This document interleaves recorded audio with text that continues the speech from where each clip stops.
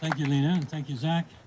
Your work is very important. I'm very glad to hear what you're doing and how effective your information is going to be in helping us go forward.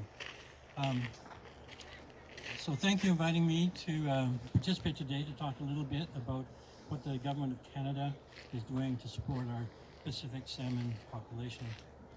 So I want to start also by acknowledging that I'm joining you today from the traditional and unceded territory of the Coquitlam First Nation and within the shared traditional territories of the Tsleil-Waututh, Katzie, Squamish, and Stolo nations, all of whom have called this land home since time immemorial. I'd also like to shout out to Finn. Finn has been on this project for years and years and years.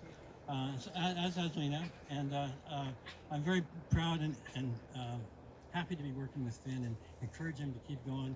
Finn and Lena and now Zach are going to be the consciences of us to help us stay on track and keep going in the right direction. So Pacific salmon have, it says here, a significant cultural, social, and ecological importance.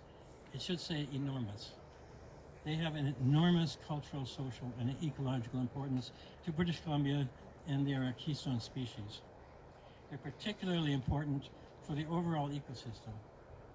However, they are in serious, as you've heard, long-term decline, with many salmon runs on the verge of collapse. That's why our government is taking action to protect these species. In 2021, the Government of Canada launched the Pacific Salmon Strategy initiative, a $647 million investment aimed to stem the devastating historic declines in key Pacific salmon stocks. Additionally, for their part, as Finn mentioned, the province of BC has doubled their contributions to the British Columbia Salmon Restoration and Innovation Fund, BC SHRIF, and extended the program to 2026. We appreciate that and acknowledge it, and we just want to make sure that we do our part as well.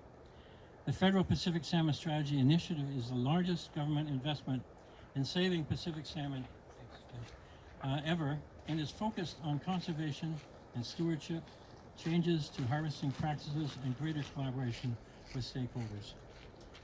The strategy has meant investing in research and restoration efforts, including doubling the BC Salmon Restoration and Innovation Fund and establishing a new restoration center of expertise. The initiative has meant increased hatchery production by launching new hatcheries while applying a precautionary approach which prioritizes biologic and genetic integrity. The strategy also means implementing more sustainable fishing practices and retiring commercial licenses and fishing efforts that pose the greatest threat to stocks. We're also taking additional action to take on illegal fishing. This summer I was on Vancouver Island to announce Canada's first Canadian-led high seas missions to fight illegal fishing in the North Pacific. So we have a vessel out there, ironically called the Atlantic Condor, who is going out almost as far as Japan to follow the fishing fleets where they are and to board vessels and to invest in and to check to make sure that their catches are legal and above board, and to report any breaches to the International Fishing Commission, so further action can be taken. It's a very powerful step. It is part of the whole gamut of what we need to do to restore our fishing stocks, both inshore and offshore. We have to take the effort that is necessary. So fishery officers are routinely conduct high seas boardings and inspections in the North Pacific. Coast Guard vessels through Operation North Pacific Guard, with this being the first such mission to be led by Canada on a Canadian vessel. Canada is leading an integrated crew of experts, including CNP fishery officers. I don't know what that means.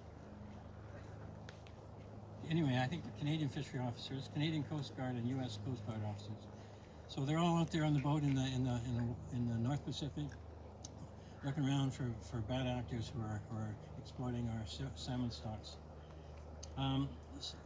So once again, this is part of the Pacific Salmon Strategy Initiative, which is supporting the operation to enhance conservation, protection, and enforcement efforts in high-risk areas for Canada's Pacific salmon stocks.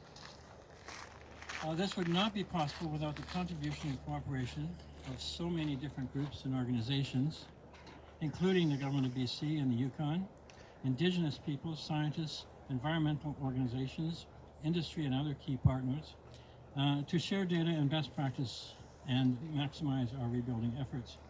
And I want to commend the Coquitlam First Nation on the work that they are doing in building a new sockeye hatchery near the Coquitlam Lake Dam to help revive the Pacific salmon population.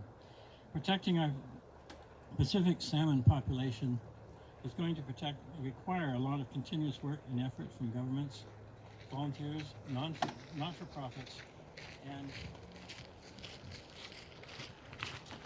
he does such good work. Provincial, federal corporation, absolutely, including advocacy groups. But the dedication that I've seen from the many people I've met has shown me that this is all possible. Once again, I would like to thank the Watch Salmon Society for inviting me today, and I look forward to listening and learning from one another and what we can do to protect our Pacific salmon.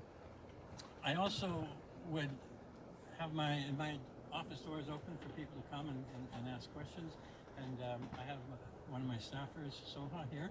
If you need to set up an appointment to talk to me and to find out more, please do contact her.